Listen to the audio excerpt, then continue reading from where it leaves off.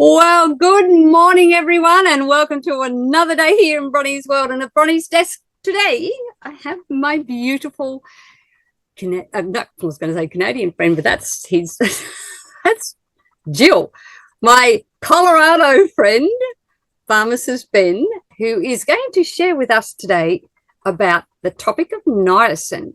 I've had questions on niacin, a few, well, first of all, what is it? What's important about it? What does it do? How does it affect our body and everything? And particularly, I have people, Ben's face has just disappeared, wanting to know about why does it give you hot flushes? So first of all, Ben, yes. What is it? Yes. What's niacin? What the heck is niacin? Niacin is probably the most important of all the vitamins. Now, what is the definition of a vitamin? A vitamin is a molecule, you can say chemical, but it's really a molecule that is required for performing some kind of function or some various functions in the body, but your body can't make it. In other words, it's a molecule that cannot be made by the body, but is required by the body, so that if you don't have that molecule, you suffer from what's called a deficiency disease. Okay? So there's three elements here. You got a molecule that is required, but you can't make it. And if you don't have it, you suffer from a deficiency disease. Right? So you got, how many of you got vitamin C? You've got various B complex vitamins, vitamin D, E, A, K. There's a narrow group of vitamins. If you add everything up, it comes out to 16 or so of these vitamins. They're all essential, which means like air, you have to have them. You can't make them. Think about it. When you kind of think about this, your body can make everything it needs pretty much, except for a very few substances. There's 90 of them. Minerals, amino acids, fatty acids, and vitamins. There's about 90 of these things. This is what longevity is all about. This is why longevity has been in business for 26 years now, or longer, 28 years or so. It's still around. And all multi-level companies, it's very rare for a network marketing company to be around this long. The reason it's around this long is because it's selling formulations, products that are giving the body what it needs essentially. It's like we have a business where we sell air. We sell something that's as essential as air. And that's why we were around for so long. And this is why I'm proud to represent longevity. We have a lot of formulations. Now there's thousands of different formulations, but the core of it is the mighty 90 essential nutrients, what everybody needs. Everybody. Every man, woman, child, black, white, red, yellow, Australian, American, every human being needs these 90 substances. Now, you can get them from food, and we should get them from food, but they're really not in food in the right amounts. So these essential substances must, for maximum performance, if you will, for optimum performance, if you will, if you were an athlete, say, these essential substances have to come in through supplementation. You can get them in food, it's true, and doctors are very fond of saying just eat 4 square, make sure you get your food groups, blah, blah, blah, blah, blah, but really that's not going to happen. And if you're a high-performing athlete, you're making sure that you're taking these, and we're all like high-performing athletes because just being alive is an athletic event, right? Just getting your butt out of bed in the morning is an athletic event, right? So we all need these nutrients. They're essential. So where am I going with this? It's a marathon. What? It's a marathon. Life's a marathon. Life's a marathon. You're performing. It's a performance. And if you're an athlete and your $1 million salary depends on how healthy you are, you better believe you're taking supplements. All right? Tell that to the next bonehead medical professional says that all you need to do is eat food. If you're a high-performing athlete and you get millions of dollars a year to ice skate or to golf or to play tennis or football or whatever it is, you better believe you're supplementing. You're not just getting what you need from food. So next time some knucklehead medical professional says get what you need from food, just think about what an athlete's doing. You follow what I'm saying? Somebody whose livelihood depends on that, and we should all be treating ourselves that way. So where am I going with this? Well, there's 90 of these vitamins, minerals, aminos, and fatty acids that you have to get. However, there is one of these 90 that is so important for the body that under conditions of deficiency, the body will actually make this. That's amazing. There's 90 of these things that are essential. You got to get them in the diet that your body can't make. But one is so important that under deficiency conditions, the body will actually figure out a way to make some of this stuff. And we'll actually do some fancy chemistry to make this stuff. What do you suppose this one nutrient that's so important, that stands out among all the 90, that the body will actually make it under deficiency conditions? What do you suppose it is? I'm not going to say. Grant will say. It'd be niacin, but it's the first I've heard of. Niacin. It's the one we're talking about. It's the one we're talking about. That's why I just went through that whole rigmarole to really drive home how critical these essential nutrients are to get in your diet. But one is so important, the body will actually make it, and that's niacin. That's because niacin plays such an important, well, it plays multiple roles. But one of its most important roles is it helps the body turn food into energy. And we talked about this before, how there's little structures inside a cell that turn your food into energy, basically. You eat your food, you digest it, you break it down into its building blocks. Those building blocks go in the bloodstream, and then finally they go into the cell, and they go into the little structures in the cell they call mitochondria. And in the mitochondria, those breakdown products are converted to energy. That's how we get energy. Niacin is a key player in how that food particle, is glucose or fat, sugar or fat, gets turned into energy. Without niacin, that doesn't happen. Without niacin, you cannot make energy. This makes niacin stand out in importance. All the essential nutrients are important, but niacin stands out in importance. And so niacin plays multiple roles in the body because it works at such a fundamental level, the level of energy. It's critical for the production of energy, for turning sugar and fat into energy. Now, how sugar and fat gets turned into energy is mind-blowingly complex, precise, tightly organized, choreographed, regulated at the quantum level. I don't want to freak anybody out with the word quantum, but I'm talking about tiny, tiny subatomic particles, electrons. And it's an amazing process, and one day maybe we'll get to talk about it because it's so amazing, and I want everybody to really feel how amazing the body is, how amazing our cells are, how amazing we are, but that's for another day. For now, it's important to recognize that niacin is the key player in how that occurs. So niacin deficiency is a disaster for the body. In fact, there was before we knew about essential nutrients, niacin deficiency was somewhat common in this country, and it caused a very horrible disease called pellagra. You may have heard of this disease. Pellagra actually in Italian means rough. You haven't heard of pellagra? Pellagra in Italian means rough skin, and that's because one of the problems with niacin is your skin becomes very dry and rough and itchy and sensitive. Now, how many people out there can say that they have skin that's dry and rough and itchy and sensitive? It could very well be a niacin lot of deficiency. people. A lot of people, right? So pellagra, that's the most obvious sign of pellagra. But pellagra is really, if you go to medical school, they'll tell you, pellagra is marked by the 4 Ds. That's what they call pellagra, the 4 Ds. Say the 4 Ds of pellagra. Diarrhea, because niacin plays a very important role in intestinal health. Dementia, because niacin plays a very, very important role in mental health. We'll talk about that here in a second. Brain health. Dermatitis, because niacin plays a very, very important role in skin health.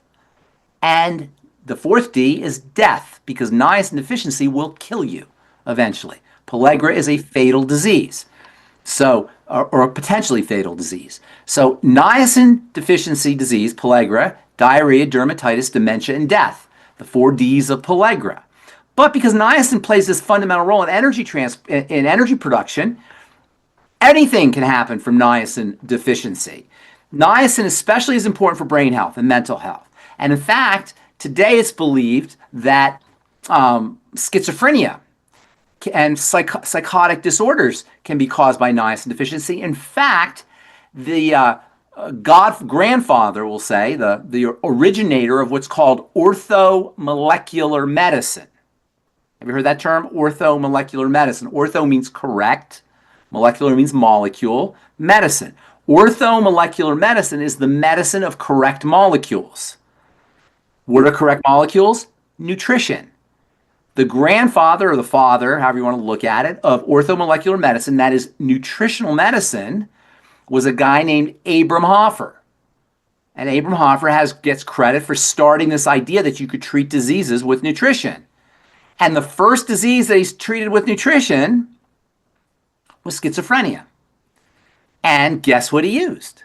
He used niacin to treat schizophrenia. And niacin today is known to be able to treat psychotic disorders. It's used to treat psychotic disorders. But yeah, and like I said, dementia, which is not exactly a psychotic disorder, but it's a brain disorder, is one of the 4 Ds of pellagra. It's one of the signs of niacin deficiency. So you got to wonder how many people are in nursing homes, how many grandmothers and grandfathers are losing their memory or having dementia, or hallucinating or not cognitively impaired or have psychosis or losing their memory or whatever. And all they need is niacin. And when was the last time some boneheaded doctor who's trying to find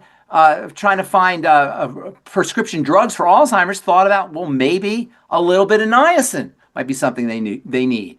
And considering pellagra is niacin deficiency disease, it would make perfect sense. And you got to wonder how many people are suffering from dementia and all they need is some niacin.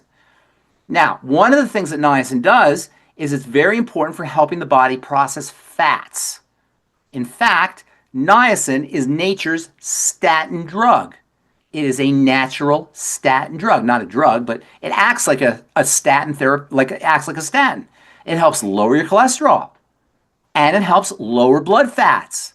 Niacin is well known as a blood fat controlling and fat controlling nutrient. In general, niacin helps control fats. So for people trying to lose weight, people who are trying to reduce cellulite, people who are trying to reduce blood fats, niacin supplementation is exactly what the doctor ordered, no pun intended. Now, interestingly, niacin is part of the body's sugar metabolizing system. And this is very interesting because it turns out that when you take nutrients that help the body process sugar, guess what happens to your cholesterol? Guess what happens to your blood fats?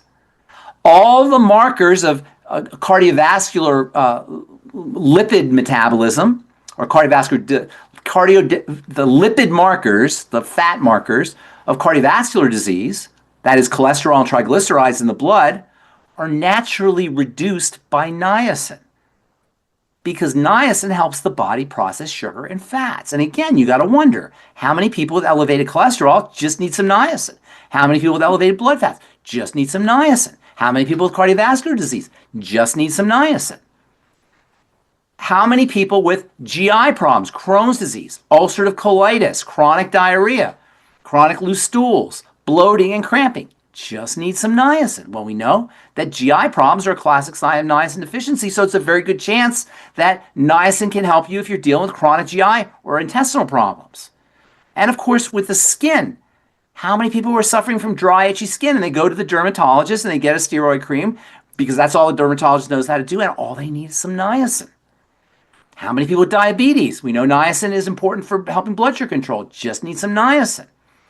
So niacin is an absolutely key player in metabolic health by virtue of the fact that it helps turn food into energy, and also by the way it helps the body process sugar and fats, and also by how well it helps the body or helps the brain for folks who are dealing with degenerative or organic brain diseases.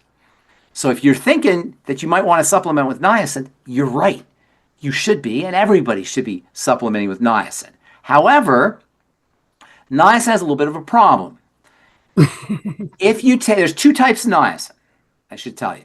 There's 2 molecules that can act, that can give you niacin benefits. One is called niacin. The other is called niacinamide.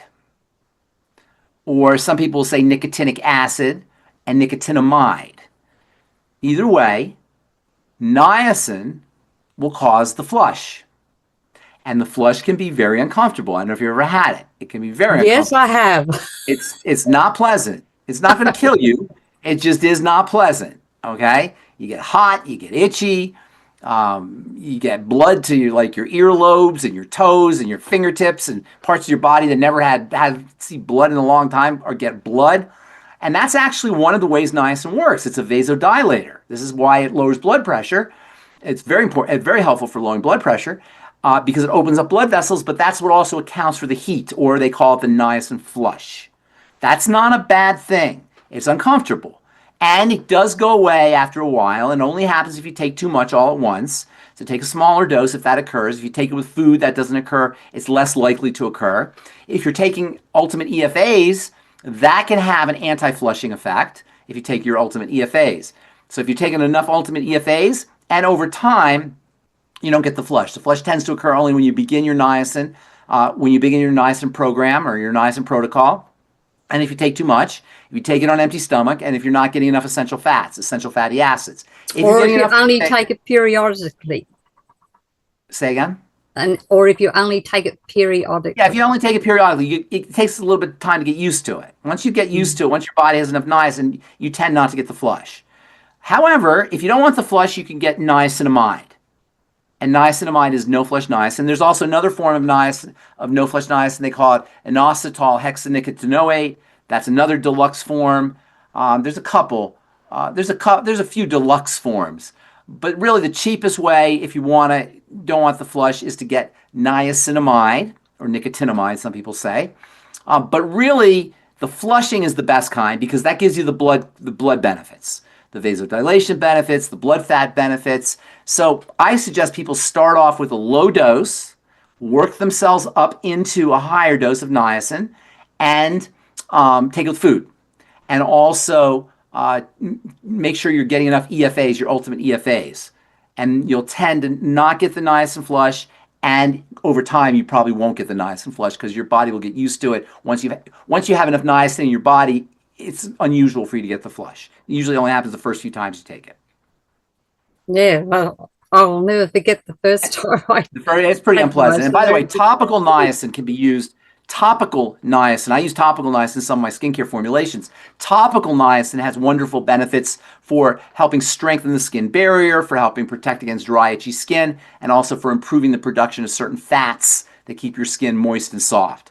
So niacin is arguably, it's hard to say what the most important vitamin is, but certainly a case can be made for niacin being the most important vitamin because it's the one vitamin your body will actually produce in deficiency states. It won't produce enough, so you can't count on the body producing it. It'll just produce just barely enough to get by, but you need to have some good doses of niacin in order to get all the wonderful benefits. So on that, because I've just had this situation with a baby, obviously you can't give a baby supplements like that, but you were just saying that you use it topically. If our niacin comes in little capsules, if I opened a capsule and mixed it with something to rub on her skin, would that help? No, you're not going to get niacin that. You're not in the blood, you mean? No, I'm talking about a baby that's just suddenly developed really bad. You can put niacin topically, but there's probably, if that occurs in a baby, I would go to the digestive system. I would look at digestive issues. I wouldn't look at niacin. Not that niacin's going to hurt, though. Niacin won't hurt. But she's only bottle fed at the moment because she's. Say again. She's only bottle fed at the moment, but I won't tell you. It all started when she was given her things at supposed to be 4 months old, but they gave it to her a month early. The childhood vaccinations. Oh, the V. It all started around then. Everything started. Well, the thing about the V is that it can have an effect on the microbiome, bacteria in the intestine. Once you have microbiome disturbances in the microbiome, dysbiosis they call it, you can have skin problems. That's what I would be looking at. If somebody had if a baby got vaccinated and had skin problems. Yeah. Anyway, but that's sort of that's what I noticed. It started to really happen. It could be. That's yeah, 2 months you can have ago skin. now. She's still Still has the problems. Still has the I would problem. go. I would go with probiotics. Digestive support is what I would do. She's only 5 months old. They make baby probiotic. Or is she breastfeeding? No, bottle fed. Bottle feeding. Yeah, that's also a problem because there's things in breast milk that are important for the skin that baby's not going to get. True. So they do make baby breast milk is important for the growth of the bacteria in the gut. Without breast milk, the baby runs the risk of not getting the healthy microbiome, and that can affect a lot of parts of the body, but especially the skin. Okay, Michael's asking a question. If someone has suspected niacin deficiency, is BTT sufficient? No, it's okay, but not sufficient. No. I know that you need the ultimate niacin.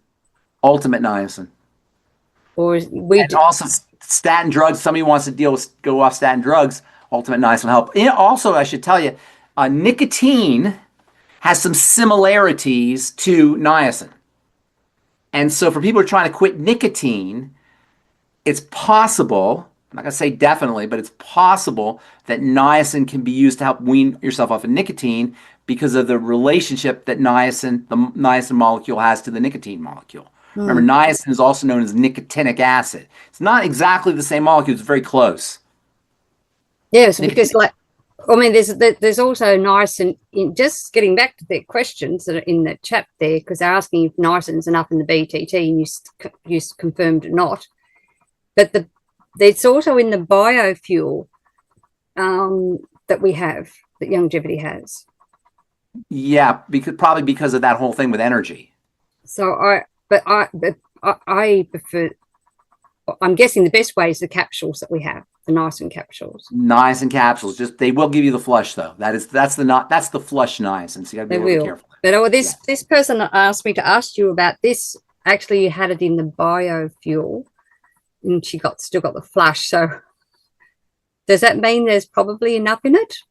I don't know how much is in the biofuel. Do you have it? Neither do I, without going and getting the bottle. Yeah, I wouldn't know. You have to get the bottle. Yeah, so that answers Jeanette's question as well. Anyone else have a question on niacin while we are on it? You can unmute and ask if you wish. Very quickly. I did hear about people having flushes only the other day. I've never heard about it before. Niacin flush. I did hear about it. So it's not that uncommon. Yeah. No, it's not that uncommon. It's pretty common. They'd taken too many niacin tablets by mistake. They went, gross. Oh, if you take too many, yeah. If you take too many. Ultimate niacins by mistake. You took 4 instead of 1, and they went, they'll definitely flush. Yeah, they will flush. They'll flush with that many, absolutely. All right. Yeah. And yet I heard someone else say that if they take 2 niacins, they don't get the flush. So interesting. Not everybody gets the flush. Not everybody gets it. And again, and it does go away. It's not a reason not to take niacin. It's a reason to take it carefully and to build yourself up into it. Okay. So another question on the niacin. Can niacin help bad varicose veins and spider veins? Varicose veins? Varicose. It's not going to hurt, but it's not like a treatment for varicose veins and spider veins. Varicose veins are a little bit different than spider veins. Varicose veins are veins that are starting to lose their integrity. They're starting to get weak. And this is due to a defective connective tissue and also to sluggish blood, and probably the combination. So you want to treat people who get varicose veins, or people who are sedentary, or pregnant women, older people. Younger people don't get varicose veins. It's a degenerative condition. And it usually has to do with sluggishness in the blood as well as breakdown in the connective tissue. So niacin will help, but it's not like a treatment for that. You really want to treat varicose veins as a circulatory problem and a connective tissue problem. Spider veins are a little bit different. Spider veins are also connective tissue. They're related more to the connective tissue, less to sluggish blood. And I would be treating spider veins more like a vitamin C condition or a connective tissue condition. Again, we should probably talk about this because periodically we do talk about it, but not enough. And that is the relationship of connective tissue breakdown to aging and disease. And connective tissue breakdown is a generic way the body breaks down. As we age, our connective tissue breaks down, and pretty much all the signs of aging that we hate, from the pain to the arthritis to the heart disease to the wrinkles to the ruptures to the osteoporosis, the scoliosis, and the hernias, the prolapses, all of these are driven by deterioration of the connective tissue. Spider veins are a minor symptom. They're not serious, not like a rupture or something, but they're still a sign that the connective tissue is beginning to deteriorate. And in fact, vitamin C deficiency can cause spider veins. So I would be treating spider veins as a connective tissue building issue. Again, spider veins only happen to older people. They don't happen to little kids.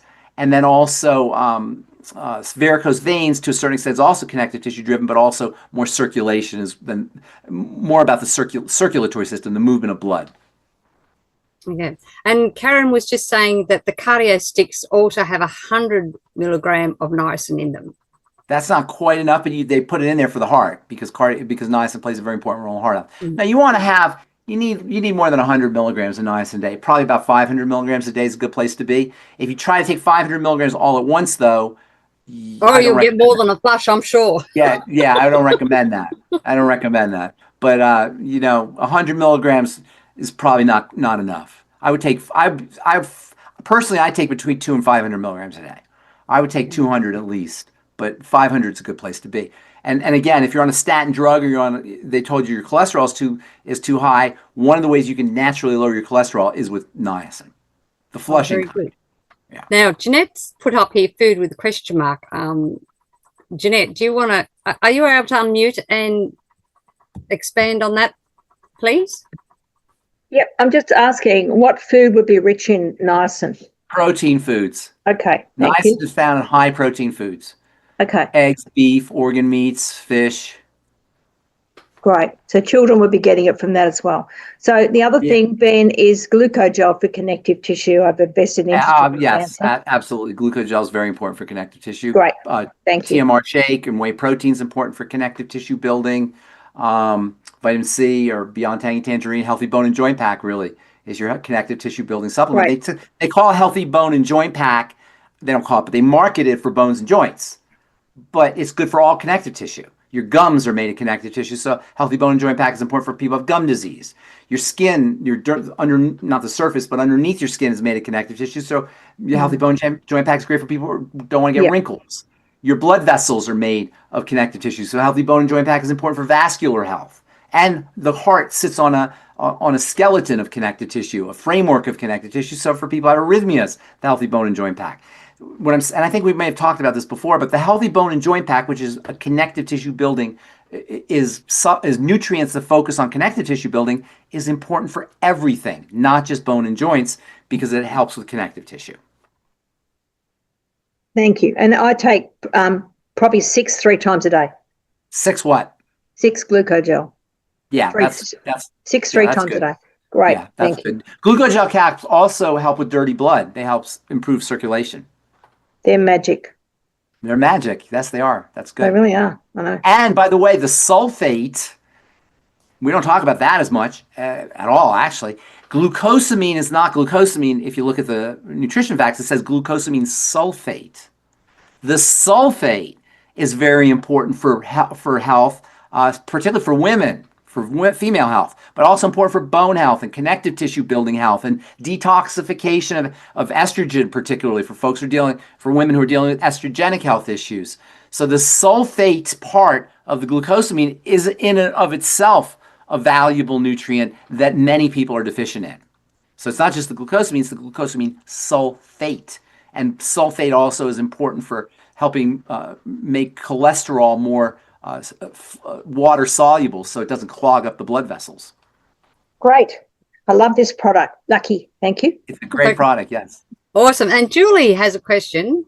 Julie. I'm not sure if she wants to unmute, but Julie, do you love me? She wants to know how do you Julie, do you want to ask it yourself? Yes, I can ask it. Hi, Julie. Hello. Okay, so my son is on statin drugs, and he's got high blood. Who is your son? My partner. Your partner, okay. Yeah. So and I'm want to get him on the supplements and things like that. So he's got this whole, do I go off the statin then, listens to the doctor, what the doctor's telling him. So does he just stop the statins and take the niacin, or do you do both? Can't tell. He can do whatever the heck he wants to do. He doesn't have to listen to his doctor. The doctor doesn't own him. Although in Australia, I think you may go to jail if you don't listen to the doctor, or they give you the electric chair or something if you don't listen to the doctor. Yeah, probably. they cut off a finger for every time you don't listen to your doctor, I think, something like that. Or they lock you in your house, or I forgot what they do. They do some terrible things if you don't. So I can't help you there.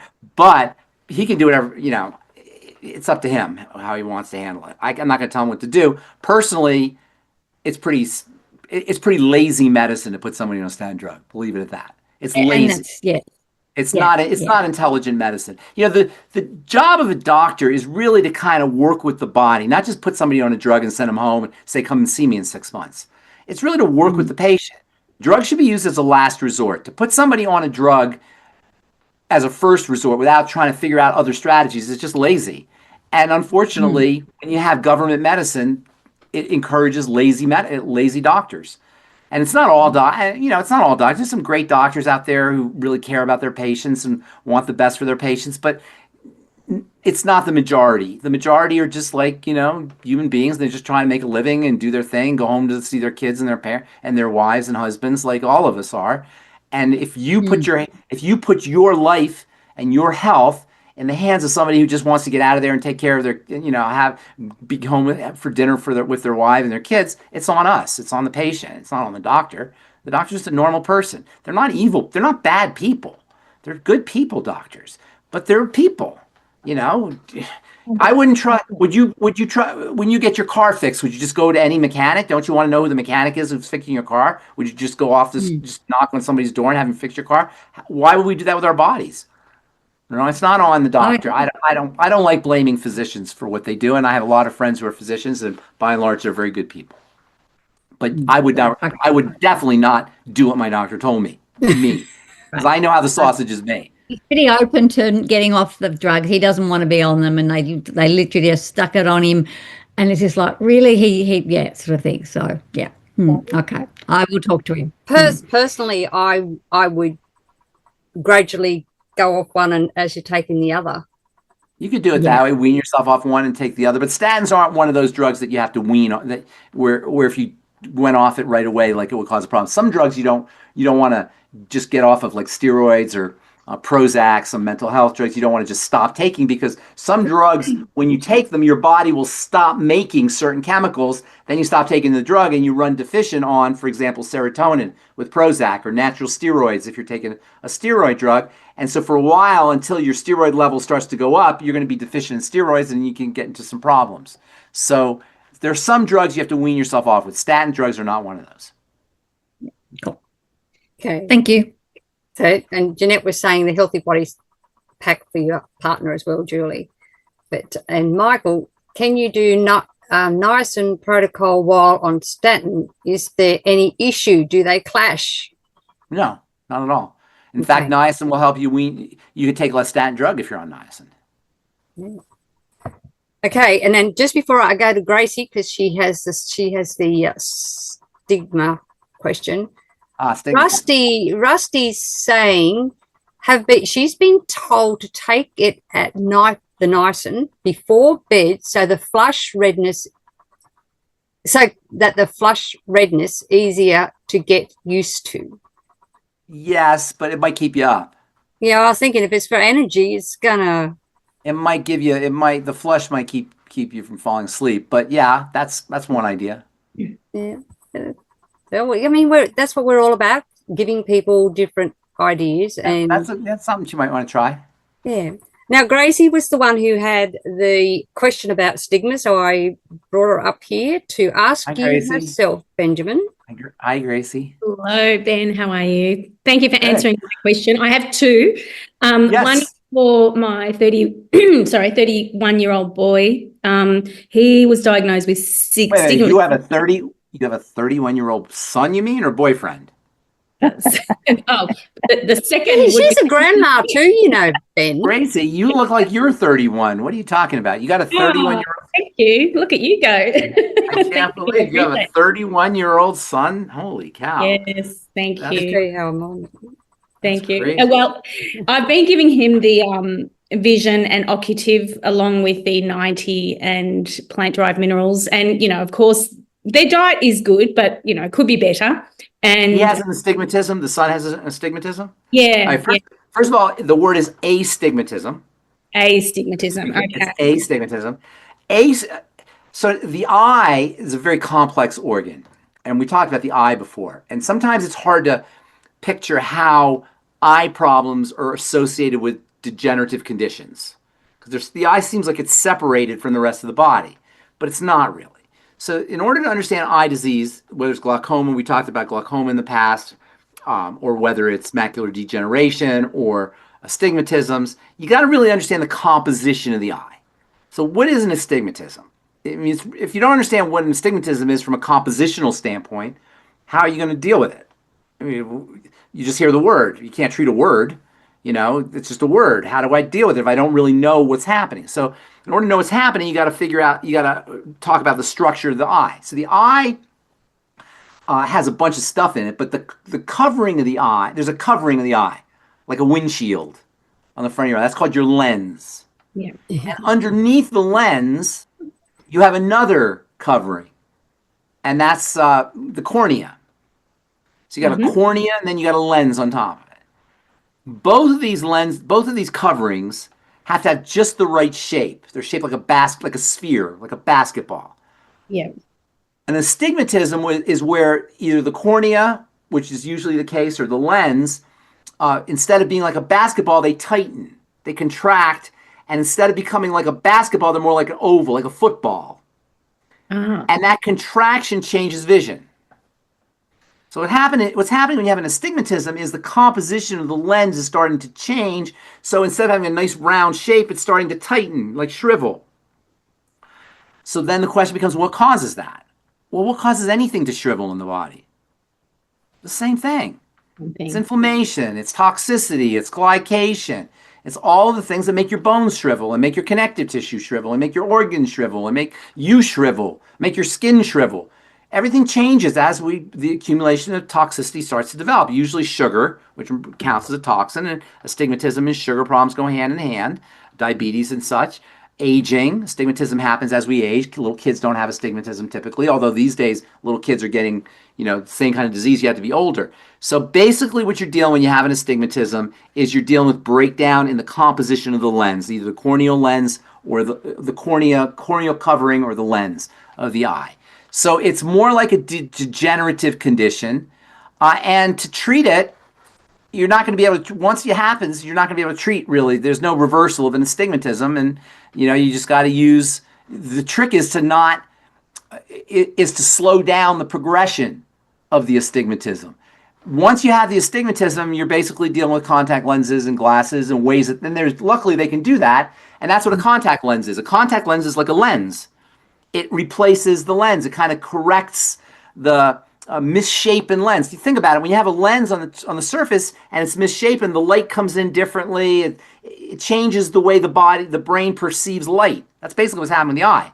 We don't really see anything but light. Light comes into the eye and then it gets transferred into vision, and that's how we see things. But if you have the lens contracted, the light's going to come in wrong, and your vision's going to be messed up. But they can put a contact lens on top of it. The real trick to astigmatism is to slow down the progression and prevent it. And basically, you want to see it as a degenerative condition. And if he's 31 years old and he has an astigmatism, the body's starting to break down. Now, an astigmatism is not as severe as like something breaking down in the vascular system, for example, because the eyes are like the canary in the coal mine. They're going to suffer from things first because they're subject to forces from light. The lens is very thin and very fragile, or the cornea is very thin and very fragile. So you're going to notice things in the eye before you notice it in your heart, or you notice it in your bones, or you notice it in the fascia or other parts of the body. But you want to treat it as a harbinger, as a canary in the coal mine, as a red flag, as an alarm, so that you can make corrections in the entire system. You can't correct just the eye. Okay. Can't, any more than you can fix a piece of fruit that's rotten on the tree. You have to go to the soil. And I think we may have talked about this before. This, in a nutshell, is what's wrong with medicine. It focuses on the organs, not the system. It doesn't see the forest for the trees. So this idea that I have an eye problem, I go to the ophthalmologist. I got a bone problem, I go to the osteopath. I have a female problem, I go to the OBGYN. I got a GI problem, I go to the GI doctor. You know, that whole model doesn't work. I don't know how, to me, it seems so obvious that it doesn't work, but yet we still go to the dermatologist if we have a skin problem. We still go to the neurologist if we have a brain problem. We still go to the OBGYN if we have a menstrual problem or a female health problem. It's a system. The body's a system. And in 100 years from now, that's how we're going to treat the body, and they're going to laugh at us for doing this. They're going to say how stupid we're human beings for thinking that they could just go to the eye or just go to the bone or just go to the heart or just go to the skin or just go to the different parts of the body without seeing the system. But, you know, that's the world we live in. So does this make sense? Because if it makes sense to you, it does. Yes. This is something that we should all be saying to each other. You can't target a specific part of the body any more than you can target a rotten piece of fruit on a tree. You've got to go to the root. You got to go to the soil. You've got to go to the beginnings of tomorrow's fruit. Yeah. Okay. So what would be a good protocol for Gracie to suggest to her son? Sugar, most importantly. Consider that as a sugar issue first and foremost. There's probably toxicity, building connective tissue. The eye, by the way, the cornea, the lens and the cornea are made up of some very similar tissue to connective tissue. So it's basically like arthritis of the cornea, deterioration of the connective tissue in the cornea.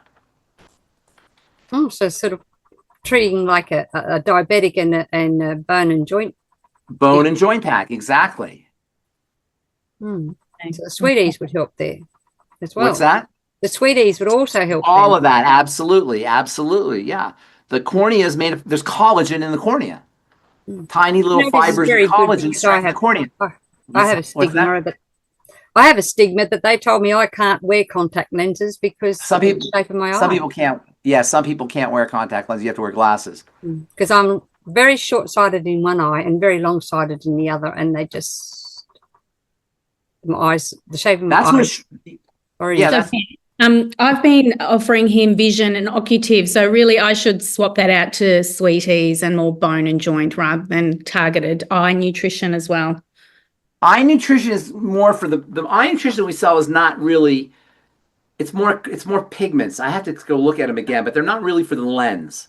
The cornea is made up of connective tissue. The lens, the front of the eye, that's made up of special proteins. They call them crystallins or crystalline proteins. And these proteins are very susceptible to glycation, sugar damage. And this is where cataracts come from too, by the way. So sugaring damage, most of the glycation, the damage to the lens, the outside lens, which is not as common as corneal. I'm pretty sure corneal astigmatism is more common. I got to look that up. I'm pretty sure corneal astigmatism is more common.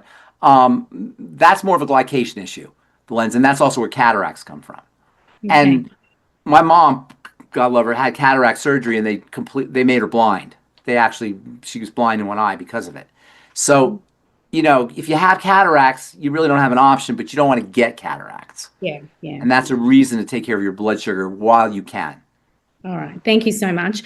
Bronie, can I ask the question about myself? Yeah, lovely. So, Ben, I've had some numbness in my hand for the last 7 months with shooting pains, and I think it was coming from my neck, like a pinch. It very well be coming from your neck. Yeah. So I had an MRI, and I got the results yesterday, and it's saying it's foraminal stenosis, potential C5 nerve root impingement, and they're calling it unconvertible osteophytes. Okay, so they're saying there's damage. There's damage to stenosis means that. Where's the stenosis? Did they say? It's in my neck. Okay, area. So your vertebra. the way it works is you have nerves that run through the spinal cord, and when the spinal cord starts to get calcified and inflamed, it presses against the nerves, and that's where the numbness comes from. Now, that may or may not be the case. I don't know, but I would go have body work done. That's what I would be doing. And sometimes, like acupuncture or chiropractic? No. Okay. Acupuncture is great for certain things, but not for that. Yeah, Roll thing. Remember we had a rolfer on. Somebody's daughter's a rolfer. Diane's daughter. Diane's daughter. Shelley's Get a on here rolfer. Find a rolfer. There's also something called flossing that you could do. Okay. Are you familiar with nerve flossing? Where you go like this, you hold your hands a certain way and go like this a certain way. There's different moves. Stretching, like the tin There's tub. different kinds of stretches that you can do. Yes. Yeah. But I would have a professional body worker. Okay. I would absolutely have a professional body worker. As long as it's not circulatory, like the blood, like a circulatory issue, which sometimes it could be. If it's a nerve issue, there's a good chance that you can have that manipulated away with good body work. Okay. So how do I know if it's not circulatory? If it could be. Well, if it's circulatory, that's a bigger problem. But I imagine that you have other symptoms. Do you have any other circulatory symptoms? Any heart disease or any kind of blood hypertension or any sort of circulatory issue? No. Circulatory, especially if they told you that you have impingement. It sounds to me like in the hand and arms, and my neck. Does it happen when you sleep? Does it happen when you fall asleep, like in a weird position or something? Or at night. It happens about 3 times every night. I wake up with it. It takes me a while to get my hand to turn. Do you notice that if you sleep in a different position or you move your hand in a different position, it goes away? No, it takes me a while. Doesn't matter how. Try playing when you sleep. When you sleep and you wake up with it, see if you can experiment holding your body or holding your hand in a different position. And see if that helps when you fall asleep. Sometimes you fall asleep in a way that will cut off the nerve impulses if there's an impingement. It doesn't happen unless there's an impingement. So you can see if you can do it that way. But I would have body work. That's a job for a body worker. Thank you. That's awesome. Yes. Let it go. Yes. Lovely. Thanks, Ben. Yes. Okay, now I know Ben's got to go to another call. So if we have one more question, then I'm happy to take it. Otherwise, we will let Ben get away. Does anyone else have a question? I've got a quick question for one of my people in here, and maybe we can discuss it further in 2 weeks. Osteoarthritis, not rheumatoid, but osteo. Yes. Osteoarthritis is a deterioration of the joints, as opposed to rheumatoid, which is an immune attack on the joints. They're basically the same end result, but rheumatoid is when the body's immune system causes deterioration of the joints. Osteo is wear and tear on the joints. The end result is you don't have any cartilage. The cushioning between the joints goes away. But osteo is you deal with it a little bit differently because it's a wear and tear issue. Now, the cartilage doesn't get a lot of blood. And so that makes treating it a little bit tricky, but there are still things you can do. Number one, most importantly, is to reduce inflammatory factors, and that's digestive. So leaky gut and digestive conditions and all the digestive support. That's number one. Number two is sugar, which can break down the cartilage via that whole chemical reaction we just talked about with the eyes, glycation. So going low sugar. And then most importantly is building the cartilage with cartilage building supplements. There's lots of them. Healthy Bone and Joint Pack for sure. TMR Shake or Fit Shake. I like the TMR Shake, but Fit Shake also. Ultimate EFAs is part of the Healthy Bone and Joint Pack. Essential fatty acids are very important for cartilage. You can actually eat cartilage through chicken bone soup. I call it bone soup, but chicken soup with the bones. So when you eat cartilage, that cartilage goes to support your cartilage. Cartilage is made of collagen. So anything you do to build collagen, such as vitamin C, I would be taking high doses of vitamin C. In fact, vitamin C is the missing link oftentimes because we take it for granted. When it comes to building cartilage, you can't build cartilage without vitamin C. Cartilage is largely made of collagen, and you can't make collagen without vitamin C. You can also use the glucogel caps as part of the Healthy Bone and Joint Pack, but I would be taking extra. Also, the Fucoid Z and Ultimate MSM, and anything with this sulfate molecule, and your body will make sulfate from sulfur. Women can be deficient in sulfate. So if you're menopausal or postmenopausal, it becomes really, really important to use things like fucoidin as well as the Ultimate MSM, and also make sure that you're using vitamin C. So consider it a connective tissue building protocol issue. And the good news is when you build the cartilage by using nutrition, guess what?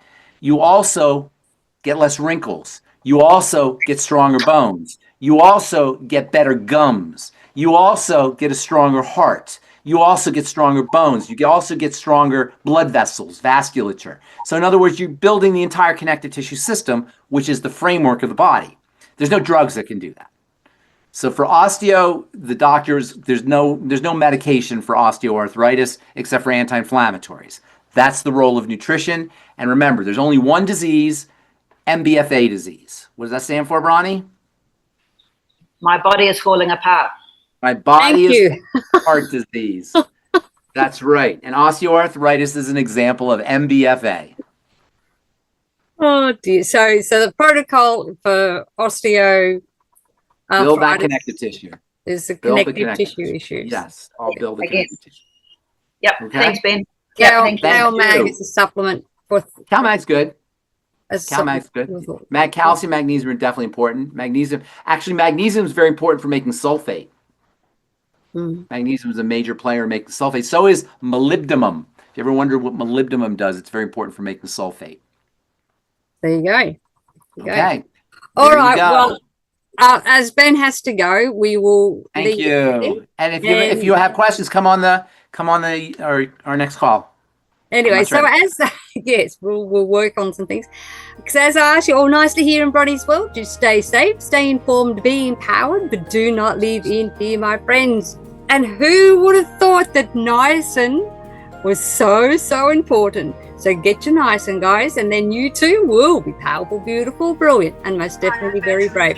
God bless you all, and catch you again tomorrow here in Bronie's world. Bye, everyone. Bye, Ben. Thanks heaps, Ben. Thank you so much. Thanks, mate. Thank you. Bye. Trying to end the recording. That was a good one. Oh, boy.